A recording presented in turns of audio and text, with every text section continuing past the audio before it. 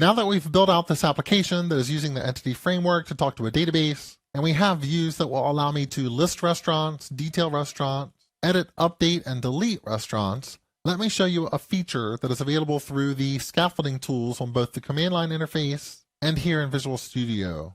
I just want to show you that we could have code generated most of this functionality just by setting up our entity, which is the restaurant, and our DB context. This can be useful for applications where you need to move really quickly and get a prototype in place for someone to use. What I'm going to do to demonstrate this feature is to add a new folder to the application. Let me just call it R2 for Restaurants version 2. And I'm going to right-click on this folder and say that I want to add a new scaffolded item. Once I click this, I get to select a template, and what I'm going to select is Razor Pages using Entity Framework CRUD, where CRUD stands for Create, Read, Update, and Delete. So what the scaffolding feature can do is implement all the same functionality that we've implemented in this course. And for some projects and some applications, it makes for a good starting point. But now that we've been through the process of building this ourselves, you should be able to understand the code easily. First, I specify a model class. The model is going to be my restaurant. I specify a data context.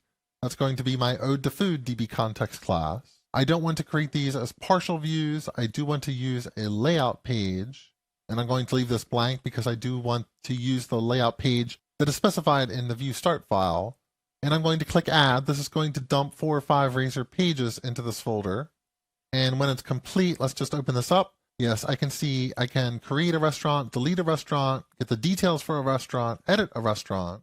So notice create and update are 2 separate pages using this scaffolded approach. And then there's the index page, which is the default page for this folder that displays a list of all the known restaurants. In fact, we could go there if I just go to localhost with the port that I need and go to just R2. When you go into a pages folder like this, ASP.NET Core will automatically look for a Razor page named index.cshtml.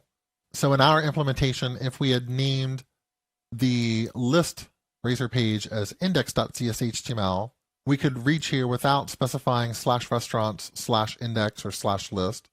We could go to just /restaurants. But here in the scaffolded code, you can see a table very much like the table that we built. I can click to edit this restaurant.